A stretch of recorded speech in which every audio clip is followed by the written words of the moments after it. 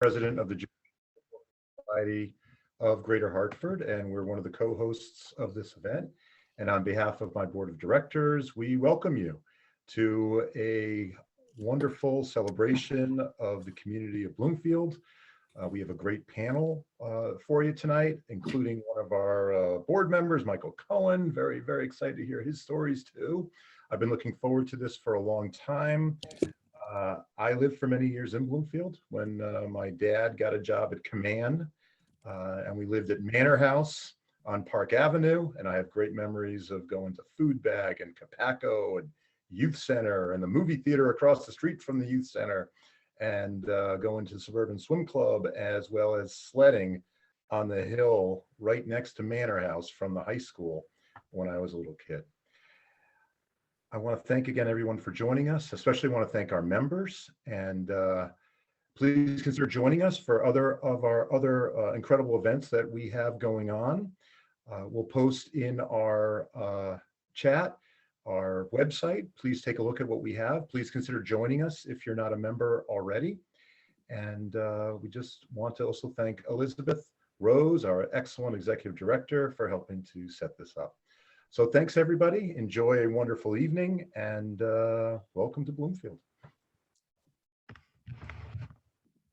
Thank you, Lance. We're really pleased to be able to co-sponsor this program with Beth Tikva for Shalom. And we're going to start with I'm just going to give a quick overview with a little bit of background on Bloomfield's Jewish history, and it'll just sort of introduce a couple of things that you'll hear more from during the panel discussion. So hold on, there we go. So in terms of the Jewish history, the years before 1945 are sort of the early period of Bloomfield's history, and we know that there were some Jewish families that were in Bloomfield in the early 20th century, several farms that were operated by Jewish immigrants. Samuel and Tima Reiner is one, and Kalman and Rebecca Berkovitz, whose family who went on to found Capaco, were there starting in 1909. We're going to hear from Michael Cohen about his parents, Morris and Emma Cohen, who moved to Bloomfield in the 1930s, not to farm, but as a suburban, residential community. This photograph on the right here that showed the Berkovitz cattle operation, and Kalman Berkovitz, I believe, is the figure on the left, not the first human figure that you see. In the post-World War II period is when the population of Bloomfield really boomed, and it became a big suburban destination. Its growth during the 1950s was actually the greatest of any town in Connecticut. And that boom in population, especially with young families, meant the building of new schools and recreation facilities, as well as the building of many new homes. And during that period, Bloomfield became a destination for both Jewish and Black families moving from Hartford. And we'll be talking about that more. In 1970, Bloomfield was recognized as an All-America City for outstanding efforts in becoming an integrated town, for voluntarily integrating its schools. And you can see a photograph with that sign being carried there on the right. In terms of synagogues in Bloomfield, Beth Hillel was originally founded in 1952. And you can see in this photograph, several men from that community fixing up the apartment at 85 Granby Street that was donated by the Berkowitz family that was Beth Hillel's first home. In 1955, the congregation moved to Blue Hills Avenue and chose the name of Beth Hillel and hired its first rabbi. And in 1966, it was growing so much, needed a larger building and moved to Wintonberry Avenue. And you see the groundbreaking, I believe, for that on the right. In 1969, it merged with Beth Shalom. increasing its membership and bringing in Rabbi Philip Lazowski. Tikva Chadasha moved to Bloomfield in 1971. And this was a congregation established largely by German refugees in the 1930s and 40s. This constitution I just found in our archives today is written all in German, so that tells you something about the congregants there. And they dedicated their new building in 1971 on Still Road in Bloomfield. A third synagogue in Bloomfield is Tiferes Israel, which moves in 1970, also from Hartford, from Blue Hills Avenue to Brown Street, under the guidance of Rabbi Haskell Lindenthal. And then a few other Jewish institutions in Bloomfield, the Hebrew Academy, which moved in 1974. Several different Jewish organizations listed here, including the swim club that Lance mentioned, the Tumblebrook Country Club, which have been there since the 1920s, the Federation of Homes, the Jewish Association of Community Living, and of course the JCC itself is in West Hartford, but extremely close to the Bloomfield line. We're going to talk a little bit more about Jewish leadership in Bloomfield politics and civic life. And this is only a sampling of the many names that David Barham has provided to me of Jewish people who have played important roles in Bloomfield. So we'll be talking about some of those as we go along as well. The Jews also played an important role as business leaders in Bloomfield, and there's just a few names that we could mention and a few images. This is the Berkowitz's family first store on their farm that later became Capaco. We've mentioned our farm and several other businesses and shopping areas as well. And we just put out a plug that we're interested in collecting any materials that anyone here might have about families, businesses in Bloomfield to add to our archives of the Jewish Historical Society. So feel free to get in touch with me following the program or shoot me an email if you have something like that that we might be interested in. And with that, I'm going to pass it over to Rabbi Deborah Cantor. Hi, good evening. I'm so excited to be here and so excited to see how many people we have in this Zoom room together. This program is co-sponsored by B'nai Tikva Shalom's Neshama Center for Lifelong Learning, and I hope this is the first of many programs that we sponsor jointly. I did not grow up in Bloomfield. I grew up in the big city of Ellington, Connecticut. There were, when I was growing up, there were some similarities between Ellington and Bloomfield. Both places were basically farming communities, which were in the midst of becoming suburban. What made Bloomfield and Ellington very, very different at the time is that Ellington was in no way diverse. There were 3 Jewish families, 2 Asian families, 2 African-American families, and so forth. And at that time, Bloomfield was really becoming what became called in the 60s an all-American city. And as a teenager, I spent Shabbat many, many, many weekends in Bloomfield with good friends whom I met through USY. So I'm a rabbi in Bloomfield now, of course, but I've always had a very warm spot in my heart for Bloomfield. And when I think of my well-spent youth, I think about all these many friends that I had in this wonderful town. So I'd like to first call on Michael Cohen and then Miriam Fleischman to talk a little bit about early Jewish history in Bloomfield, about some of those Jewish families and farms in Bloomfield prior to World War II. So Michael, do you want to start us off? You need to unmute.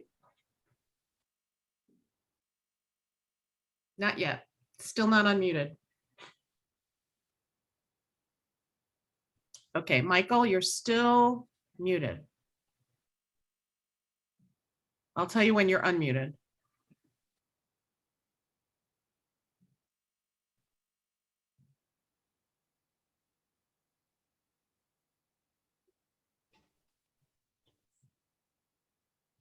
Still muted. You have to press the microphone. He's waiting for his IT department. Do you see what to press, Michael?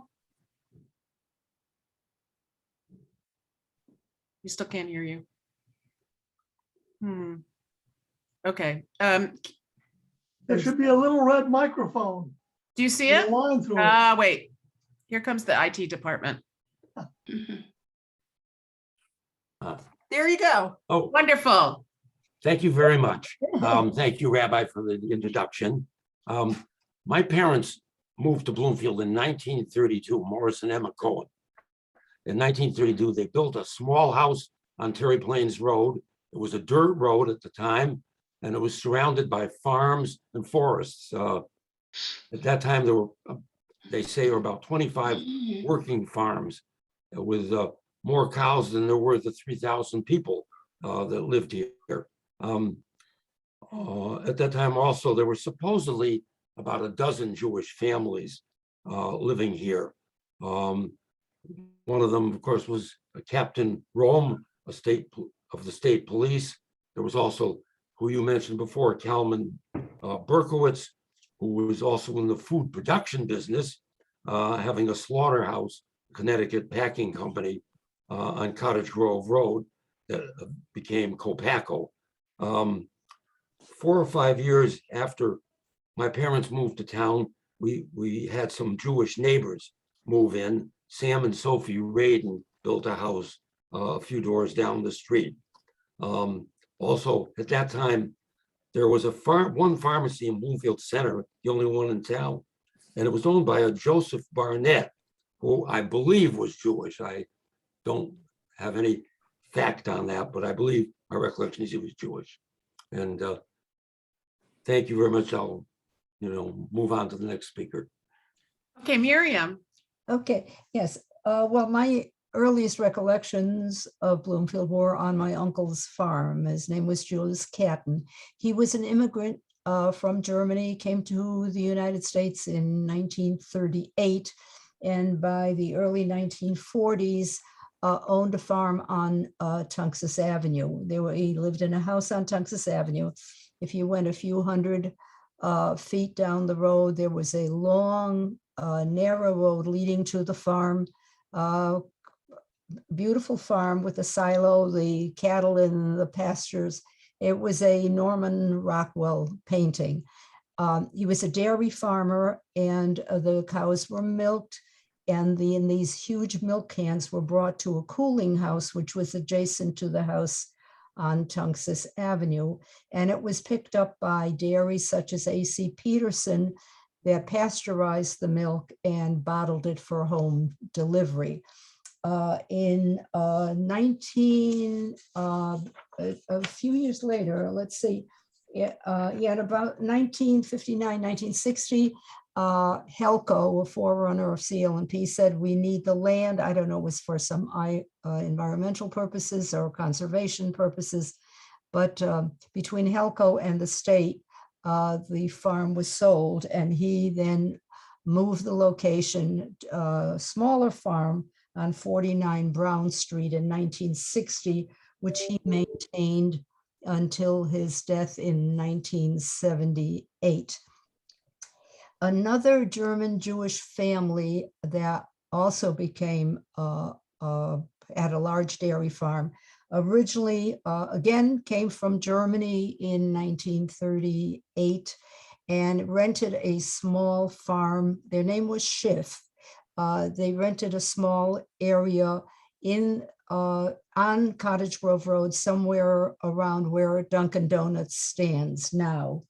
And in 1953, they purchased 41 acres of land on Cottage Grove Road. They had a huge white 10-room house standing on the property. And throughout the years, the land became very desirable, and certain developers approached and the land was sold off. Some of the land was sold off, but the Schiff family, until they had possession of the large White House and the surrounding acreage. And that was at 696 Cottage Grove Road, and then became known as the Bloom Hill Farm. But I know that Copaco, I feel that one of the largest footprints of Jewish families were the Berkowitzes. And I know we've touched on some of it, but we didn't know all the Berkowitzes well, but Irving Berkowitz, Kalman's son, one of Kalman's sons, Irving married Millie Fleischman, and Millie and my husband were first cousins. So of all the Berkowitzes we knew he was called Izzy affectionately by everybody. We knew him the best. But we also knew the history of Copaco, how his father was a Russian Jew and came in the early 1900s, and then, established, it's well known, he established a meat packing plant, but he was also very, the businessman. He realized the need of the community, and in 1945 opened a market on Cottage Grove Road, and that market sold fresh meats, salamis. There was even a hot dog stand on the property and fresh produce. So people flocked there, and it became very, very well known, and it just grew like Topsy. It grew, and in 1966, ground was broken for what we now know as the Copaco Shopping Center. One thing that Izzy was very fond of was that as you entered the shopping center, there was a little menagerie of animals, a couple of goats, some sheep, rooster, chickens. Don't quote me on this. I think there was also a llama there. But not only did people come to shop there, but they also brought their children there. And Izzy was very fond of that, saying, I'm bringing the farm to these families. And Izzy was very philanthropic. He was a founding member of Beth Hillel, and there is an endowment bearing of Irving and Mildred Berkowitz. There's an endowment at the University of Hartford. And then, of course, as the shopping center grew and as the Berkowitzes aged, Irving's daughter, Bonnie, oversaw the entire operation. And in 1995, the shopping center was sold to a Stanford conglomerate. And they, for a little period of time, kept that little menagerie of animals. Now, in closing, I want to mention another Berkowitz. Herman Berkowitz was married to Dear George. Dear George was a well-guarded secret pseudonym for his wife, Cynthia. She wrote a troubleshooting, sort of a consumer advocate article for the Hartford Times. But in her own right, I never met her, and I always refer to her in talking as Dear George. But in her own right, she was she was an author of children's books, and in her own right, she was well known in literary and civic circles, both in Bloomfield and in Hartford. But now you can understand why I still to this day think of Bloomfield as a farming town. I know that doesn't make the leaders too happy. And when I drive down Tungus Avenue, I still envision the farm that my uncle owned, and where this city girl spent some summers and her uncle tried unsuccessfully how to teach her how to milk a cow. So you can understand why I feel Bloomfield is still rural. That's great, Miriam. Thank you. Thank you both so much.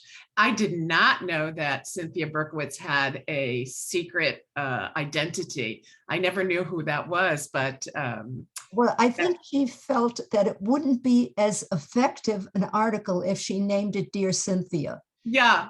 Well, yeah, those pen names were kind of necessary, certainly at the time. Well, that's very interesting. And thanks, Michael. I know you're going to be talking again in a little bit. So, post World War II, Bloomfield's character really shifts. There are still farms, of course. There's still farms to this day, but Bloomfield begins to become a suburb. And we have two folks on this panel, Henry and Sheila, Henry Hertzfeld and Sheila Frankel, who grew up in Bloomfield in the 50s and 60s, kind of following the exodus of many Jewish families from Hartford to Bloomfield. And I don't know in what order you're going to speak, but they remain friends to this day. So this is kind of a special thing. So Henry and Sheila, or Sheila and Henry. Sheila, you need to unmute. Henry also, that would be good. Okay. Okay. So do you want me to go? Yeah, sure. Go ahead. Okay. So you can tell we've been friends since junior high.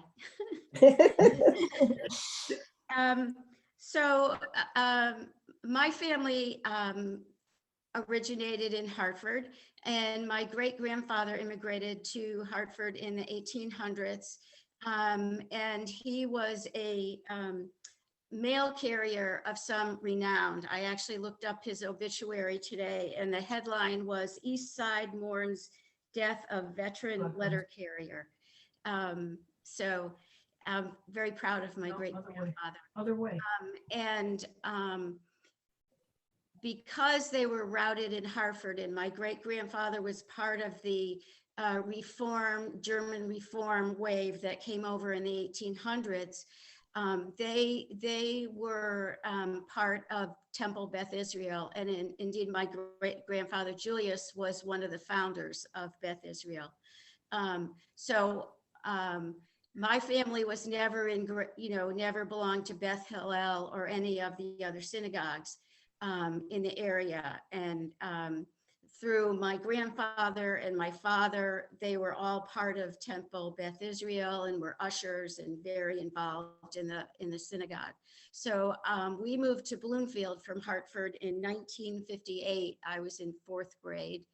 And it was kind of a shock to move from the north end of Hartford, where we could take a bus and go anywhere, and go to Keeney Park, and lots of things to do and places to go, to Bloomfield. And the area, we moved to Norman Drive, where my father had built a house for us. And it was very, very rural back then. There was our street and a couple of other side streets, and all around us there were woods and fields and ponds to skate on, and it was wonderful. It was a really big change, but the friends that I had on Norman Drive, we loved it. We spent the whole day in the woods and went skating, and it was great. For me, growing up in Bloomfield and going through Bloomfield schools, I think my Jewish identity came mostly when in high school I became part of the Jewish Community Center's B'nai B'rith Girls organization. And that in doing that, that gave me a sense of being part of something.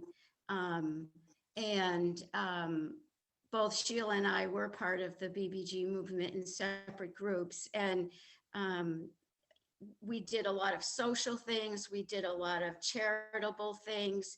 And for me, that really brought home being part of a Jewish community, as Beth Israel it was hard being in West, Sunday school in West Hartford and living in Bloomfield. So it was a different experience. So Sheila. Well, I'm glad I let her go first because I don't have very much to say now. But Uh-oh. first, I want to make sure that I tell Michael that Joe Barnett was Jewish. I don't want to forget to tell you that. My brother worked for him. He was a soda jerk. He was behind the counter making ice cream sundaes and things. So I just wanted to make sure I told you that. And also, I moved from Hartford to Bloomfield when I was going into third grade. So it was 1957. It was just the year before Henry. And I also loved growing up in Bloomfield. We moved to Pershing Park, and I believe that we were able to buy a house at the time because of the GI Bill that my father, was able to get, a loan for that.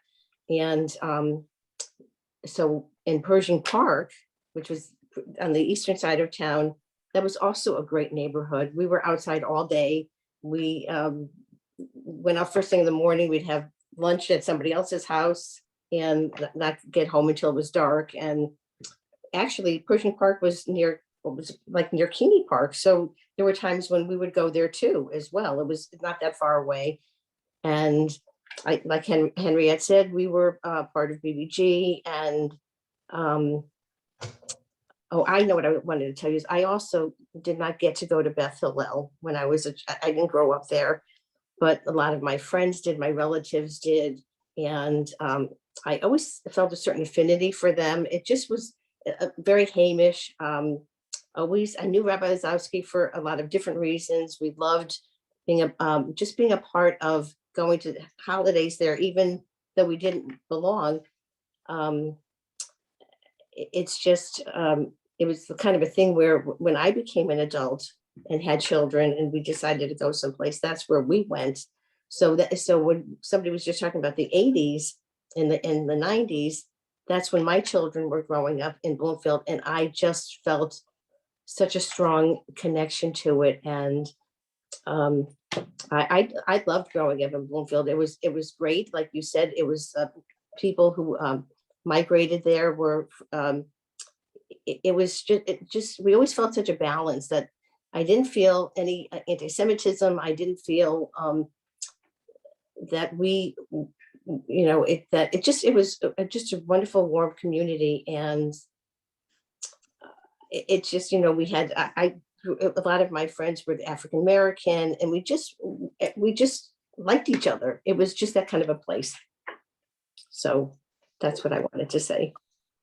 And the town's population was really mushrooming at the time. Yes. Bloomfield was notable for, first of all, not having restricted covenants, so that Jews could move to any neighborhood in Bloomfield. And it was also one of the few places that really welcomed African Americans. It was no accident that Jews and African Americans came to Bloomfield in those years. Other places were not hospitable. So both you and Sheila, both you and Henry, Sheila, had talked about when we spoke earlier about really feeling a sense of growing up in a diverse place where people were welcomed. Yes. Where you could live where you pleased. Right. And we're still friends. We have class reunions now. We're still friends with those the African American part of the community that we were very close, and everybody was just just a part of things.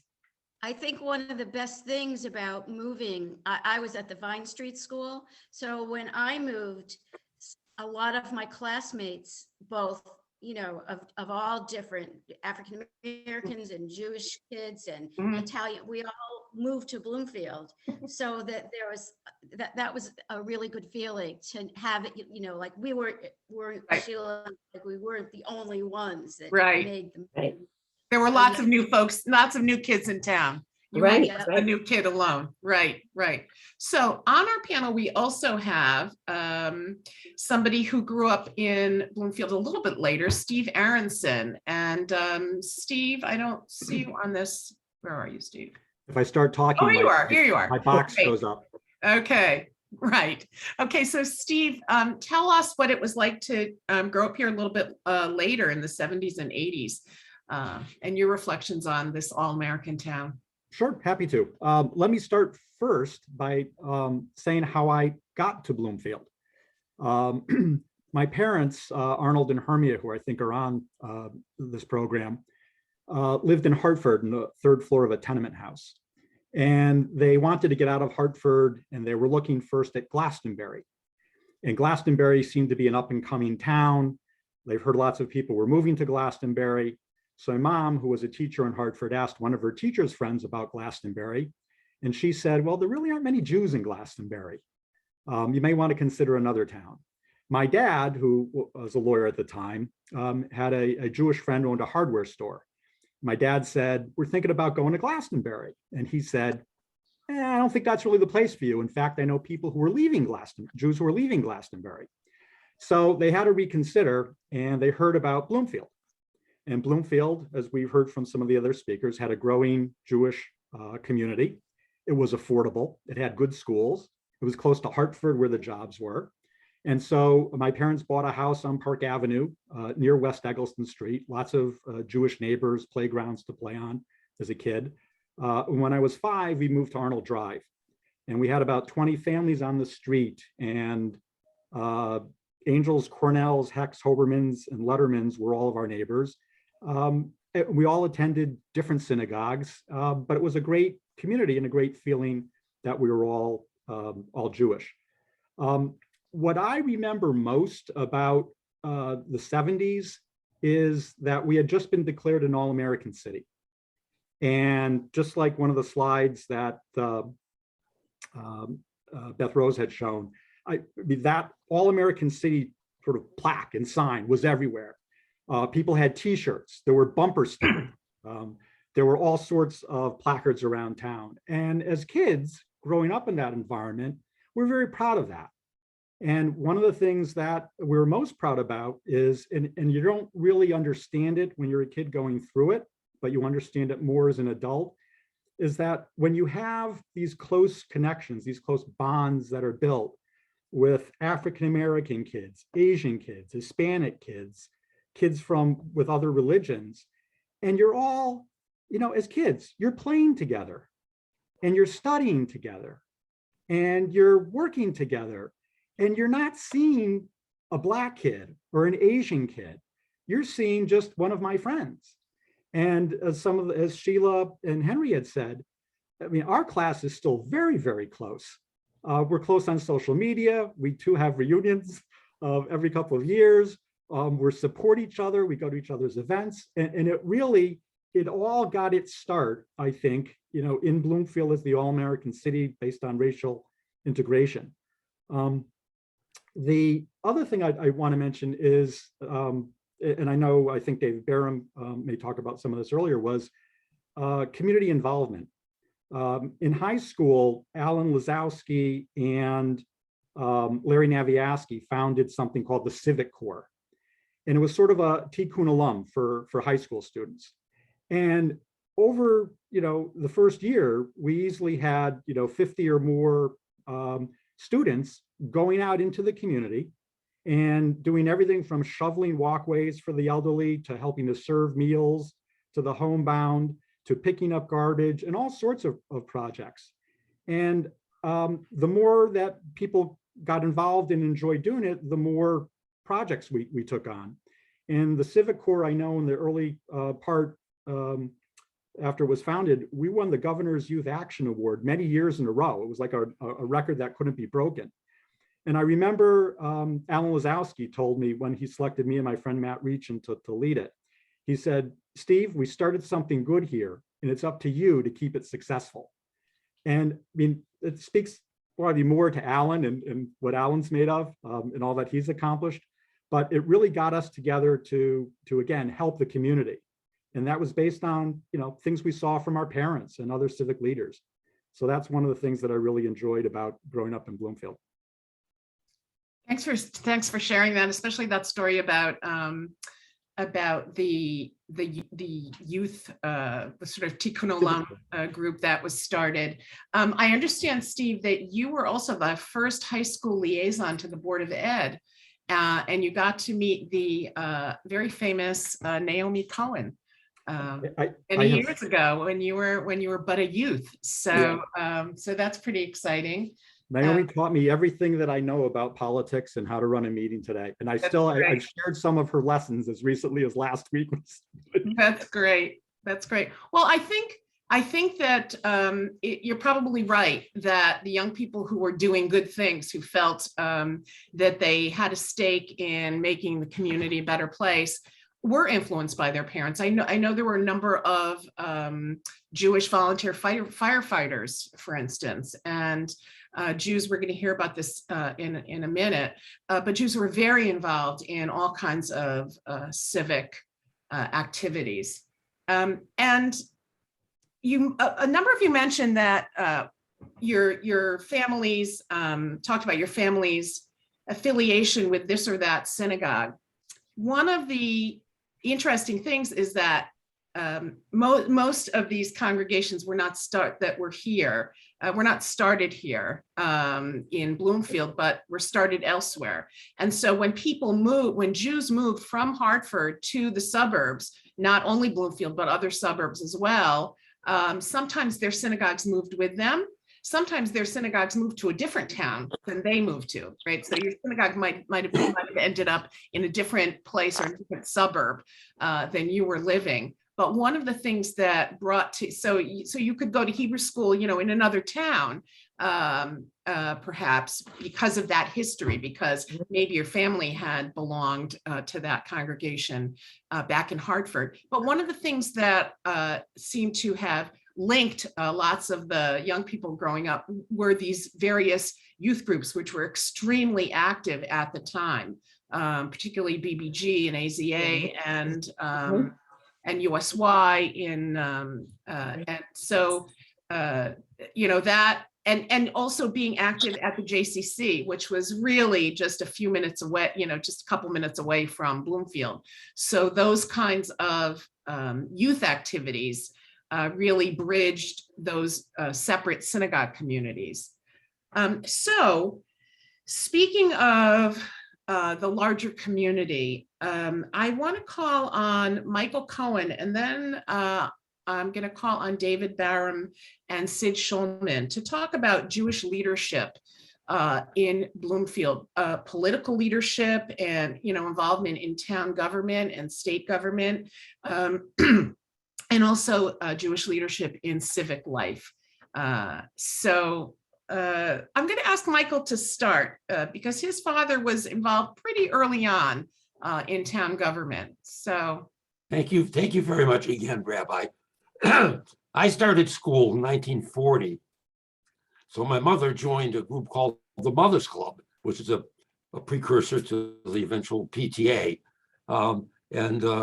They did such things during the war as giving all kinds of support to the teachers and the schools, whatever they needed. One of the things that my mother used to mention was they go into the bathrooms and make sure there was supplies of toilet paper and hand towels. Eventually, and she was probably preceded my father in politics in this way, she became president of the Mothers Club.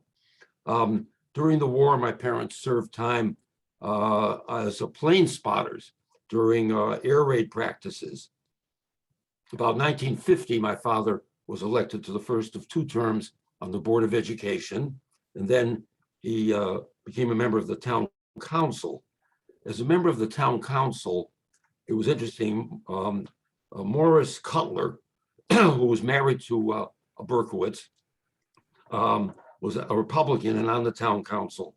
And they discovered that there were two streets in town at that time, Kenmore Road and Gilmartin Road, that were restricted. No Jews, no blacks. And so they introduced an ordinance, which they convinced their fellow council people to pass, that made that illegal. So much to our credit. Yes. although I experienced myself some anti-Semitic taunting when I was in grade school, it was juvenile stuff. But my parents were involved in community life, and they never really mentioned anything about anti-Semitism in town amongst the other people that they were involved with. By the early 1960s, well, no, let me pass on that.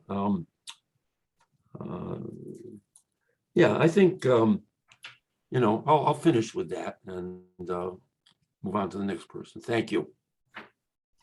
So David, are you going next? David Barham? I think it's the David and Sid show is what we're going to hear now. But David, you need to unmute. Okay. And is Sid unmuted as well? Well, thank you. Since Okay. everybody was saying what attracted them to Bloomfield, in full disclosure, I have to admit it was my wife, Paula, whom I started dating in high school. And after law school, she reminded me we had no choice but to return to Bloomfield, where her parents lived, and thus began my political career. For such a small town of about 20,000 people, the Jewish involvement and participation in our community was profound. And with regard to the political and civic participation, I feel that the Jewish community helped guide and mold Bloomfield into what became an all-American city. I think it was Steve mentioned in his talk, Tikkun Olam. While it may not have been on everybody's mind, there seemed to be some consistent themes that permeated from different leadership to try and make Bloomfield the very best that it could be, and to try and achieve our aspirations of what an American town should be like. And I think it embraced a lot of characteristics such as being an integrated community that had social interaction among the diverse population, providing for housing equity and affordability that allowed people from all different races and cultures and economic backgrounds to be able to come to a suburban community and enjoy suburban life. It embraced the small town values and virtues that allowed us to feel like we were connected with one another and never lose that unity that permeated the town. It fought discrimination, and even though this person wasn't Jewish, when I was reading again and refreshing my memory back in the 1800s, Senator Gillette, who has a lot of namesakes in Bloomfield, was a United States Senator from Bloomfield. And he was an abolitionist, and he actually criticized the second United States Senator from Connecticut for support of racist positions. And that's what made Bloomfield, or gave it an identity. We had an underground railroad in Bloomfield that helped people who were enslaved escape to the northern parts and to Canada for freedom. Bloomfield fought redlining, and we even banned and restricted for sale signs for many years to prevent realtors from encouraging white flight and stereotyping. And in our zoning regulations, we created a creative and diverse set of zoning that allowed for smaller affordable housing. We also encouraged religious diversity, and we have so many different religious groups that are represented in town. We supported professional governance.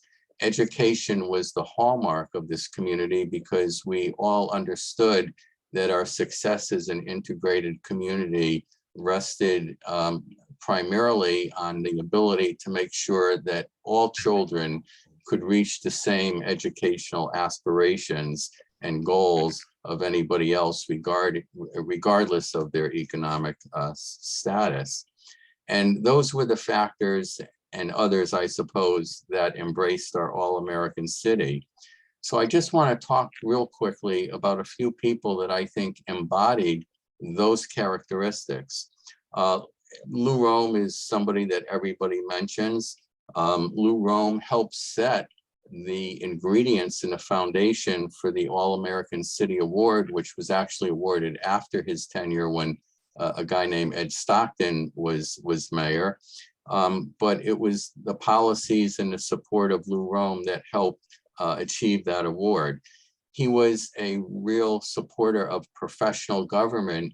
And when Lou was first elected, he was chair of the council. It was like a board of selectmen, and he helped shepherd a professional town manager form of government to Bloomfield. There was something that was just put on Facebook the other day. I'm not sure who posted it.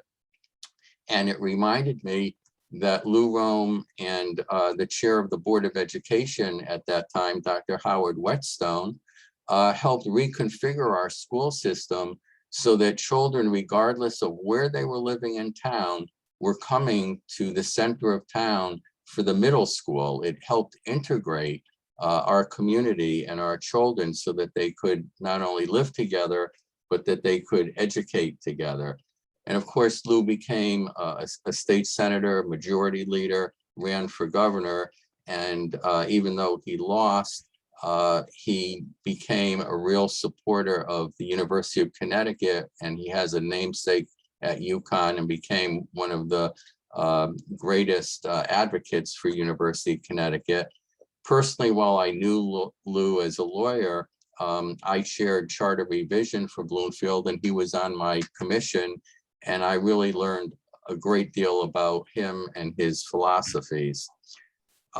Richard Goodman was another mayor who was actually my mentor.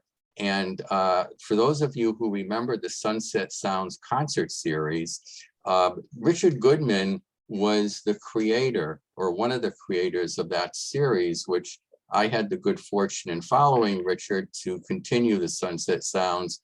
But that would not have been possible if it weren't for another Jewish member of our community, Hank Lebed, who was the CEO of Cigna. And this was a collaborative between the town of Bloomfield and Cigna, where we sponsored national and international entertainers, and the average attendance at a Sunset Sounds concert was 50,000 people, if you can imagine it. And one of the reasons it was conceived was because we wanted to show people what Bloomfield was like. We wanted to bring them into the community because oftentimes we were the source of ridicule, stereotyping. Other people in communities were putting us down because we subscribed to a diverse, integrated community. And Sunset Sounds was a fabulous success. And Lou Rome, Rich Goodman, and myself were also the only chairs from Bloomfield of the Capital Region Council of Governments, which consisted of about 15 towns in Greater Hartford. All three of us were big proponents of regionalism and regional cooperation. I'm going to mention my colleague who's going to embellish on some of the things I'm saying, Sid Shulman, who was also a mayor who followed me. And Sid brought another dynamic to the town of Bloomfield. Sid was involved heavily in the African-American and Latino communities. He worked for legal aid, and he had roots in all the communities that many of us did not have that kind of connection. And when he was mayor, he was able to interact with all the diverse communities and really bring them together. And also his religious connections with the churches, the synagogues. He helped develop a clergy association at the time that was second to none in the entire state of Connecticut. It was a clergy association that co-sponsored 5 or 6 events every single year. And there was nothing like it in any other town surrounding us. I have to mention Ben Milstein. Ben Milstein was the chair of the Democratic Town Committee for over 30 years. I forget the exact number. Naomi or Sid might be able to correct me on that. But Ben was a personality. His bark was a lot louder than his bite. He was a unique personality who was committed to this town and who helped so many people get involved in politics, giving them their first chance, including myself. And his support of candidates was not just within the Jewish community, but the African American and the Latino communities as well. And Ben developed a statewide presence where anybody running for governor would come to Bloomfield and have an audience with Ben to get his support. That's how powerful he was in the state of Connecticut. And it wasn't just gubernatorial candidates, it was presidential candidates. I can't tell you how many presidential candidates came and called Ben to get his perspective on Connecticut and how they would support him. And I was lucky because he was one of my mentors as well and taught me so much and really helped develop this political leadership. Legislators, I have to mention, while we talked about Dr. Morris Cohn and Lou Rome, sitting behind Michael is Naomi Cohn.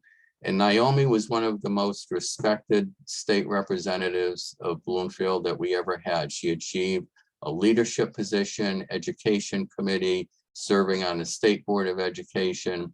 But her word was golden wherever you went. And she was somebody who helped guide me when I got to the legislature and helped me navigate it. And again, she was a great example of leadership in Bloomfield and the Jewish community. And I just want to end with my father-in-law, Judge Jerry Wagner, who also was in the legislature for a term. And he was either before Michael's father or after Michael's father. I'm not quite sure how that worked out. Before. Before, okay. And then he became an attorney for the state Senate. He became town attorney in Bloomfield, a Superior Court judge. And I should just mention at this point, because I see people on this Zoom, that Bloomfield was blessed with 6 Superior Court justices, including Steve's dad, Arnie Aronson, and I see the Clows are on here.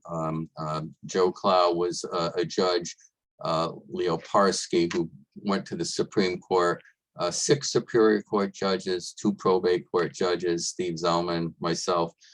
But the reason I'm mentioning Jerry, in addition to his town activities, was that he, more than most people, brought a Jewish presence to Bloomfield because of his activities in the Jewish community. He was president of the Jewish Community Center. He was on the Federation Board. I think he was a president of the Jewish Historical Commission, very active on it. He was also involved in national Jewish committees like the Jewish Community Public Relations Council, JCPA, and its predecessor, NACRAC. He was involved in the Connecticut Valley Conservative Judaism governance, as well as the national governance. And through his activities, people identified him with the Jewish community, which helped give an identity, a presence to the fact that the Jewish community was so supportive of Bloomfield, and it was our home.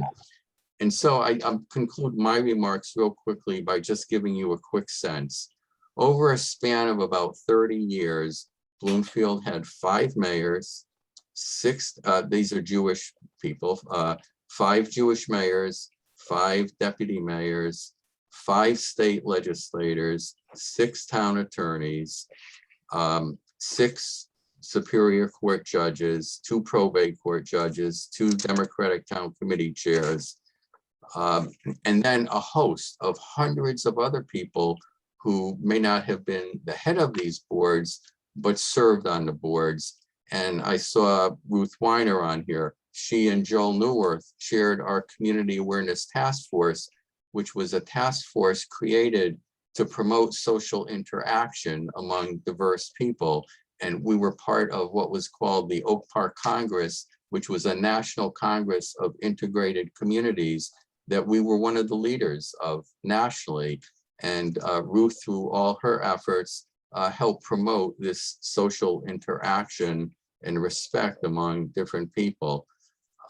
So Bloomfield had a real history of Jewish involvement, and the Jewish involvement in the business community is epic as well. There were people, developers, who helped build the housing that created the integration of Bloomfield and promoted those efforts. People of international corporations like Hank Lebed, people who grew up here, who then started businesses elsewhere, like an Alan Lazowski, but yet a Gary Greenberg, who kept his business in Bloomfield. We had iconic businesses, Bernie's from the Rosenberg family, that was in here in Bloomfield.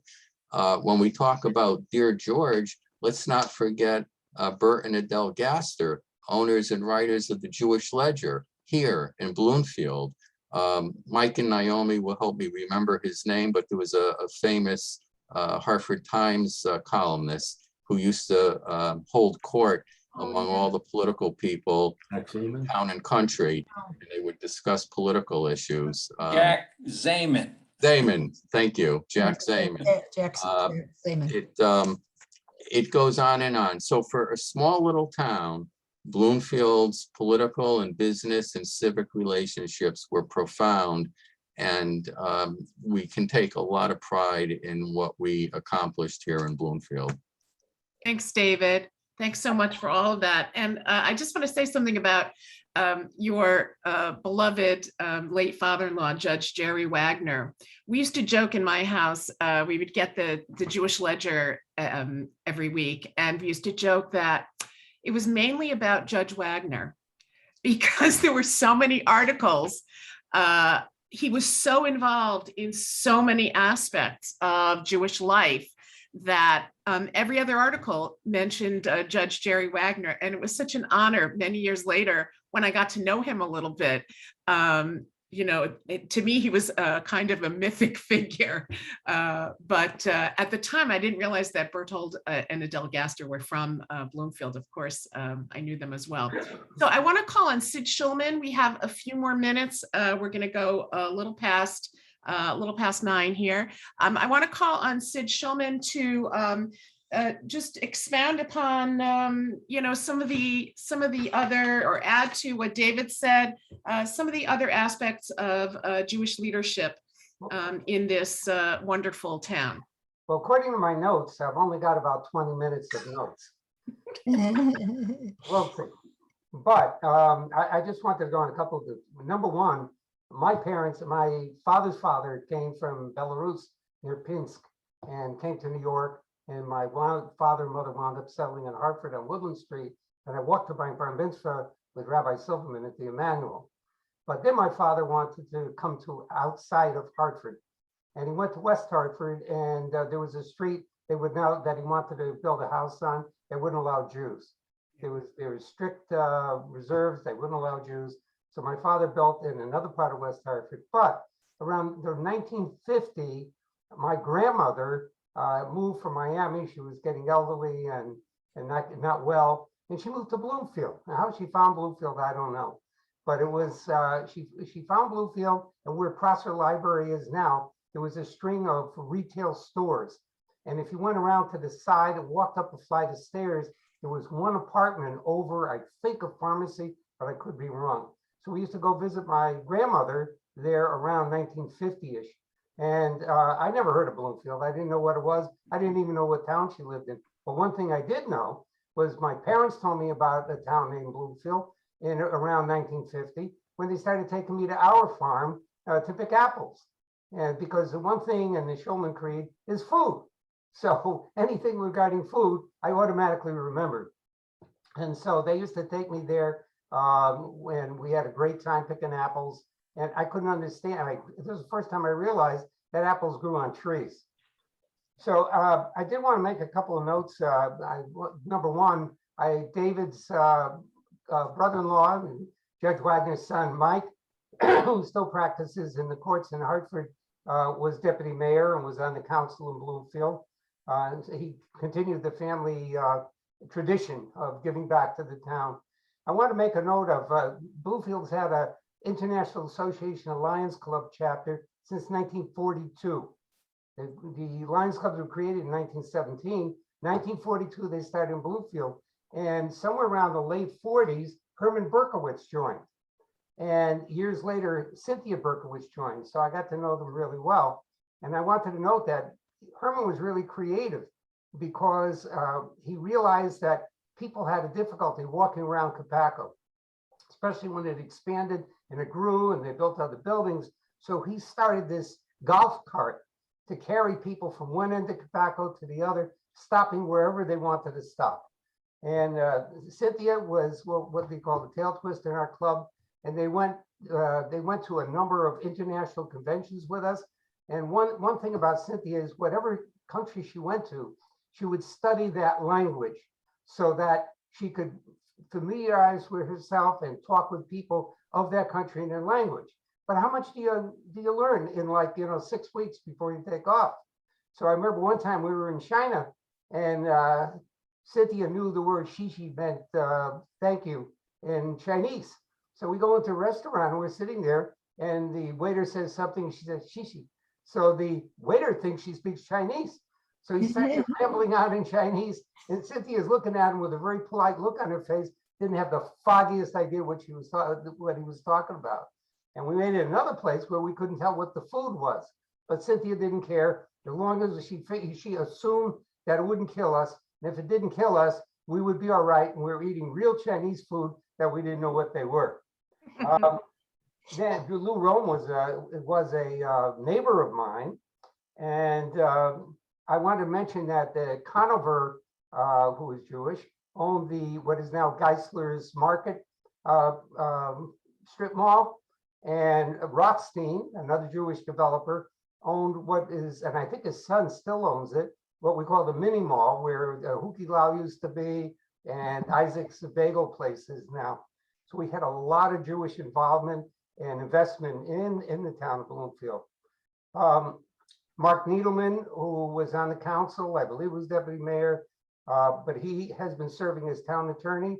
And as of a week ago, he just got elected, he got passed again by the new council to be the town lawyer, the town council for the next couple of years.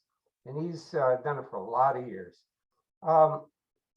Let's see, I had some other, oh yeah, when I got back from the Air Force in 1966, it's 1966, not 1866.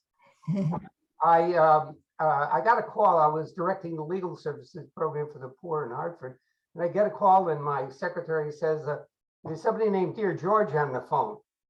I said, what do you mean, Dear George? So I get on the phone, I say, hello, George. And his feminine voice says, hello, is this Attorney Shulman? I said, yeah. Who's this? She says, this is George.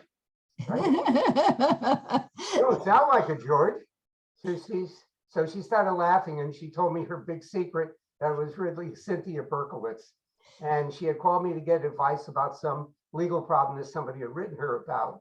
And of course, I then, years later, met Cynthia when I moved to Bloomfield. I moved to Bloomfield in 1975 to be a roommate. And then I got married and my wife and I bought a house in Bloomfield and then we moved to another house in Bloomfield. But anyway, Cynthia Berkowitz was a wonderful person, and so was Herman. He was a saint.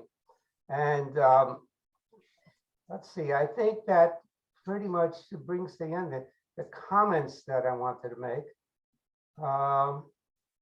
Geez, I did it in less than 20 minutes. You did great, Sid. You really did great. Especially mentioning all those strip malls and Coleman Levy, Howard Siegel, Rothstein, all these different malls that were built. I wanted to just we're going to close up now, but I wanted to mention in regard to Our Farm, that's not O-U-R, but A-U-E-R, which was short for Auerbach. And Mrs. Auerbach, that is Beatrice Fox Auerbach, was the doyen of G. Fox and Company. And there were so many Jews that she employed. She was very, very strict. And a couple of people on this panel worked at was it Sheila and somebody else worked for G. Fox, and Henry did too. Yep. I worked as a teenager. And yes, and Miriam did as a teenager, right? So they were talking about how all the employees would have to come for inspection, and she was a diminutive woman, but very well dressed, by the way. And she would, hold forth to her employees and had very, very high standards of professionalism. She was strict but extremely generous. And I know that many of the refugees, both the German refugees who were part of Tikva Chadosha, and then later Holocaust survivors who came to this community were given jobs by Mrs. Auerbach. And so that was that connection with our farm and with Beatrice Fox Auerbach is a very strong connection for many of the Jews of Bloomfield. And of course, G. Fox was a place that I went to many times as well. So I want to close by saying there was a question about what's happened lately with the Jewish community of Bloomfield, and I don't really want to address that. That's a whole different session. But I do want to say this: I studied many years ago with the late Jewish sociologist Charles Liebman. And one of the things that Dr. Liebman observed about Jews as a community is that, and this is perhaps owing to our long history of wandering from place to place, but Jews very easily pick up stakes and move to the next place. So that when Jews moved from Hartford to various suburbs, they continued moving, and they moved from inner suburbs, that is suburbs closer to the city, places like Newington and Wethersfield and Bloomfield. They moved to more outer suburbs, and Jews continue to move even within cities. We know that all over the country that Jews would move from the west side to the east side, or the east side to the west side, or the north side to the south side, and so forth. Jews move around a lot, and we go away for college, and sometimes we stay in those places that we've gone away for college. So Jews continue to be very mobile. When I was first a rabbi years ago in Brooklyn, I lived in an Italian neighborhood, and Italians are just about polar opposite when it comes to this kind of mobility. And I had a neighbor, and she said she was very sad that her daughter had moved away. And it turns out her daughter had moved 2 streets away. So that is not the case with the Jews. Jews tend to still move around a lot. And the Jewish population of Bloomfield is not what it was in its heyday. But that legacy continues on. It continues on within Bloomfield, and it continues on in all the places that the Jews of Bloomfield and their descendants live. And those values and that commitment to community, to commitment to Jewish life and to community life, the commitment to social justice, those values live on and are really a tremendous, tremendous legacy of this little all-American town. One more thing. I want to just thank the Jewish Historical Society, not only for this program, but for this wonderful series of programs. And I myself, I'm going to confess that it wasn't until this year that I became a member of the Jewish Historical Society. And I don't know what was going on with me that I didn't do it before this year, but I just want to say, this is a little jewel, just as Bloomfield, a jewel of a place. The Jewish Historical Society is a jewel of an institution. And so I urge you, especially if you enjoyed tonight, to please join, to please support the Jewish Historical Society, and please become a member. I did, and you should too. Thank you so much. Thank you, Rabbi Cantor, and you all won't believe that I did not ask her to say that. But, but we are in the midst of a membership drive, so we certainly appreciate it. So thank you to all the panelists. And thank you to Rabbi Cantor for moderating, and thank you all for being here. And like I said, if you have any photographs or business ephemera or anything else that you think we should consider collecting, adding to our collection, the Jewish Historical Society, please reach out. And I also put a few links in the chat to where you can see more information on our website about some of the rabbis, the synagogues, books, etc. So we'd love to continue to make sure we're documenting the history of the Bloomfield Jewish community, as well as all our communities across the region. Our 50th anniversary is actually this year, and we're looking forward to celebrating it next May. So be on the lookout for more information about that. And really thank you so much for everybody for being part of this. Good night. Good Good night. night. Thank you, Rabbi. It was great. Thank you, everyone. Thank you. Thank you. Thank you, everybody. Everybody be well. Thank you.